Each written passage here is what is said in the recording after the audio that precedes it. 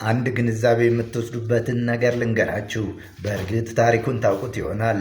ለጮኸ ውሻ ሁሉ ድንጋይ አትወርውር። ባልና ሚስት በአህያ እየነዱ ሲሄዱ ተቺዎች አገኟቸውና እንከፎች አህያዋ ሳለች ለምን በእግራቸው ይሄዳሉ ሲሉ ባል ሰማና ሚስቱን በይፍጠኝ አህያዋ ላይ ውጪ አላት።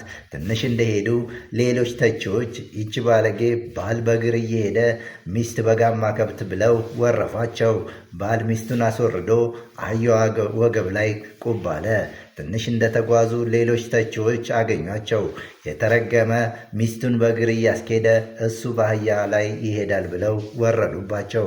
ባልና ሚስት ድንገት ቢተውን ብለው ሁለቱም አህያዋ ላይ ሲፈናጠጡ ሌሎች ተቺዎች ያገኟቸውና ምንም እንኳ የማትናገር እንስሳ ብትሆን ለሁለት ይከመሩባታል ግፈኞች ብለው የስድብ ናዳ አወረዱባቸው። እንግዲህ ወዳጆቼ አህያዋን ቢሸከሟት ኖሮ ደግሞ የሚሏቸው ያጡም ነበር። እናስተውል። ሰዎች ያሉትን ይበሉ። አንተነትህን ሁንና ሕሊና አውጥቶ አውርዶ ከተቀበለው ሐሳብ ጋር ተስማማ። ለጮኸ ውሻ ሁሉ ድንጋይ መወርወር ጊዜህንምና ጉልበትህን ያባክናል።